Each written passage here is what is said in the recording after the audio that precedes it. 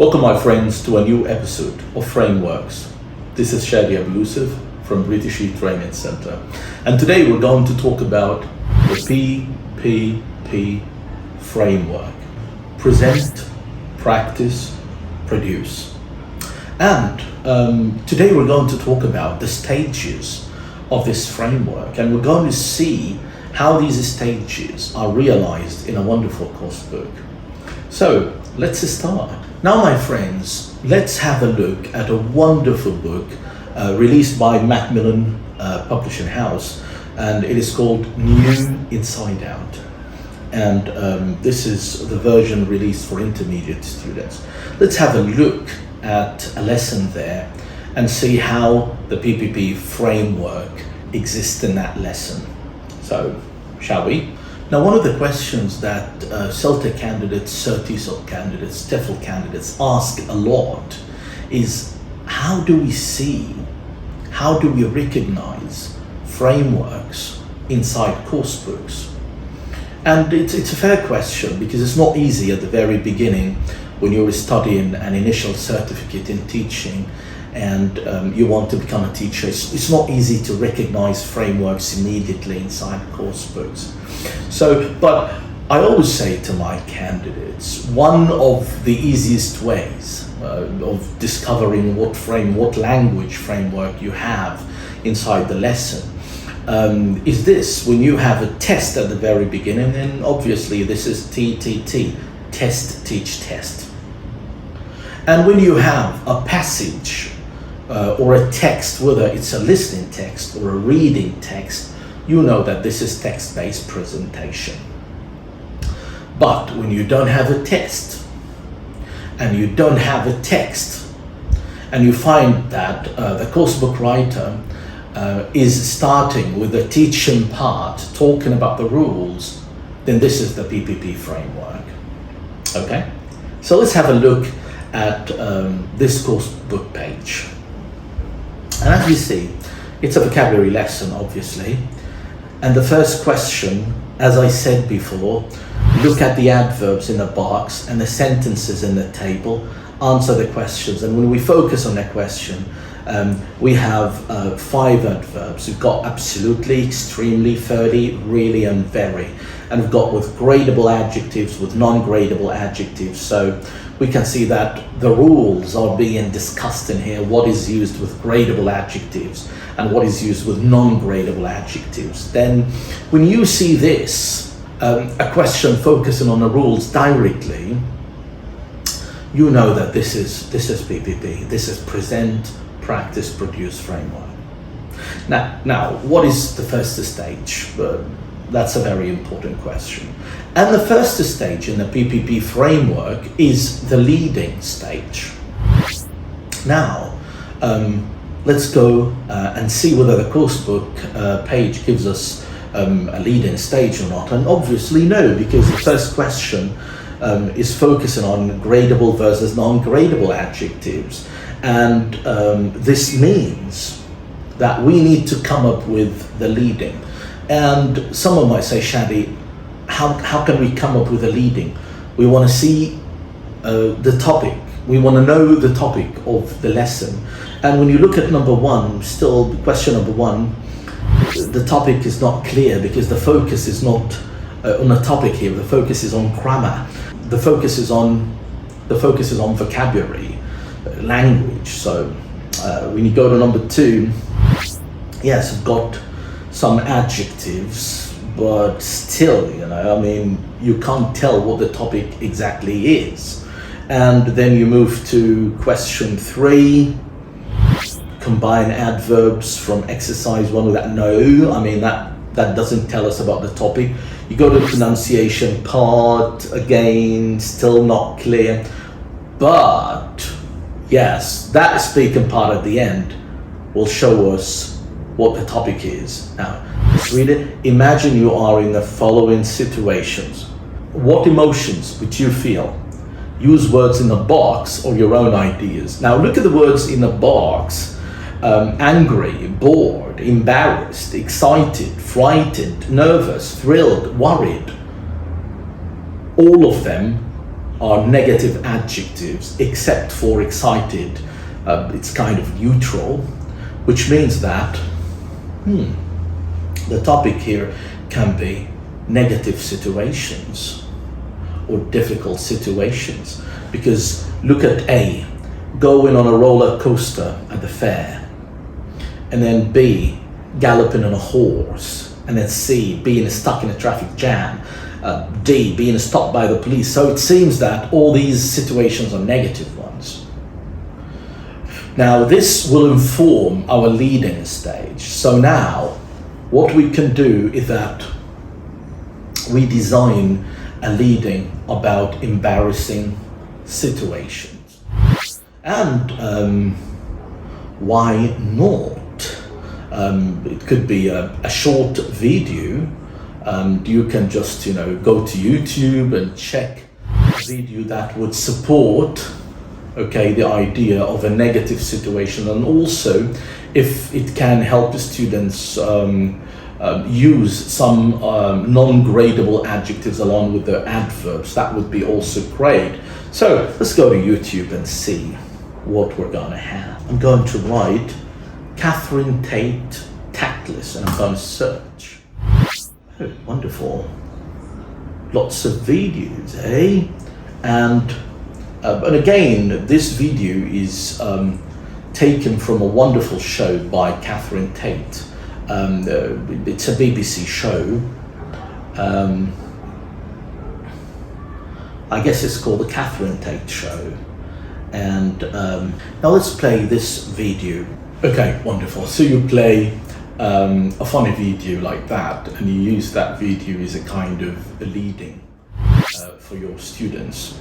They laugh, and then you ask them questions like, how do you think this man feels? What about the lady? How do you think Catherine felt in that situation? And again, and all these questions would get the students, oh, she was shocked, and then you might say, yeah, I mean, she was absolutely shocked. Yeah, what about, the other, she was really astonished, and it goes on like that. So that would be a very good idea for a lead-in here. And then after that, after the leading stage in the PPP framework, we've got the first P, which is for present. Now this stage is the reason why a lot of educators and a lot of teachers don't like the PPP framework, and somehow it is notorious. It's because when some teachers read that the stage name is present, they think that this is going to be a kind of a presentation where the teacher would be standing by the board and talking, clarifying, which is no. The present stage doesn't mean that you become a traditional teacher. It doesn't mean deductive teaching of grammar or direct teaching of grammar or language. You can still use modern techniques of language clarification in a present stage. So let's see how the coursebook writer dealt with that stage in the coursebook. Let's have a look together. And we have here question number 1. Let's read the question first. Look at the adverbs in the box and the sentences in the table. Answer the questions. Absolutely, extremely, fairly, really, very. With gradable adjectives, with non-gradable adjectives. And then some nice questions. Which adverbs can you use to complete sentence A? Which adverbs can you use to complete sentence B? Which adverb can you use in both sentences? Now, obviously, this is what we call self-directed discovery. And we talked before that there are 3 ways of presenting language. Direct teaching, which is something that we don't want teachers to do unless they really need it. Guided discovery and self-directed discovery. Well, in self-directed discovery, you design an activity that teaches the students about the rules. And when they answer the questions accurately and you give them feedback, they understand the rules from this without talking too much. Okay? So this is what we call self-directed discovery. Okay, wonderful. So this is here for us a presentation stage. And the language part was covered here using self-directed discovery. And of course, the teacher after that can ask students to close their books and can do some drilling for the sake of pronunciation. Like, this is extremely incredible, and the students repeat. This is very good, and it goes like that. Of course, with a lot of attention to intonation, because we're talking here about non-gradable adjectives and adverbs. So yeah, right. So this is what we call the presenter stage. So in the presenter stage, we need normally to follow the MPF, meaning, pronunciation, form. However, in a lesson like this one, there won't be a lot of focus on meaning, because actually the focus here is on the usage of adverbs with either gradable adjectives or non-gradable adjectives. So there will be more focus here on form and pronunciation than meaning. However, meaning is still there. Now, normally after the presenter stage, there is the practice stage. And in the practice stage, we focus on what we call controlled practice, focusing on accuracy. And let's see how the book writer did it here. So we have here question 2. Let's read it together. Find pairs of adjectives in a box that have similar meanings. List them in a table under the appropriate headings. Use your dictionary if necessary. So we've got gradable, non-gradable, and then students would match each adjective with the right heading. Wonderful. This is a controlled practice task. Now let's go to number 3. And it says, combine adverbs from exercise 1 with adjectives from exercise 2 to make 5 sentences that are true for you. So this is a kind of a semi-controlled activity. Why? It's because students will have to choose from the list provided. So again, there is freedom is limited here, and also they're not going to produce much, and their production would not be natural because these would be separate sentences. Okay, right. Then again, all this is under the practice stage. We've got 2 pronunciation activities that go also under the practice stage. So we have 1, listen and repeat the exchanges, copy the intonation. Very controlled task. The most controlled practice task is because the students will listen and repeat exactly what the teacher says. And then we go to number 2, listen and respond to more prompts. Like, it's very hot in here. Hot? It's absolutely boiling, and it goes like that. So now they're going to listen to some of these and then respond to them. So this is also a kind of a semi-controlled activity here. Why? Because they will be given part and they will be producing part. So it's semi-controlled. However, we cannot say it's a freer practice because still production is really limited. And also we can predict, what students might say. Good. Now, we come to stage number 4 in the PPP framework, which is produce. And produce here is about freer practice tasks. It is the time when students should be using the language presented freely. And also it is difficult to predict what kind of language they will produce. And also it is difficult to know how much they will produce because, again, production is unlimited here. So let's see how the coursebook writer did that. So we've got here a nice speaking activity. And it says, imagine you are in the following situations. What emotions would you feel? Use words in the box or your own ideas. Tell a partner. So wonderful.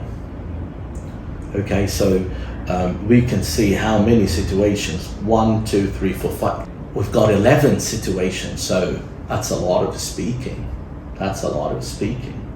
And then it says, tick the situation you have experienced personally. So again, it's divided into two parts. Number one, what emotions would you feel? Like it's kind of imagination here. And then of course the students would say, I would be extremely terrified and all that stuff, wonderful. And then take the situations you have experienced personally. And again, activity 2, it goes also under the umbrella of the producer stage. It says, work with your partner. How many experiences do you have in common? Like this is based on take the situations you have experienced personally. And then which experience was the most exciting? Now, my friends, once the students finish that part, we come to the feedback stage. Feedback on the speaking tasks. And here, because we have 2 speaking tasks, you need to divide your feedback. You need to repeat your feedback twice. So after the first one, content feedback followed by language feedback. And after activity 2, again, content feedback followed by language feedback. And if you don't know much about content feedback and language feedback, please watch the previous videos. You will find a lot about these two. Now again, this was the PPP framework. And as I said, 5 main stages: leading, present, practice, produce, feedback. And be careful, the presenter stage doesn't mean that you're going to give a presentation where your TTT will hit the roof, or you're going to use traditional teaching. No, you're still going to teach language using modern techniques. Thank you so much, my friends, for watching this video. And please, don't forget to subscribe to my channel. This was Shadi Abou Youssef. Bye-bye. See you again.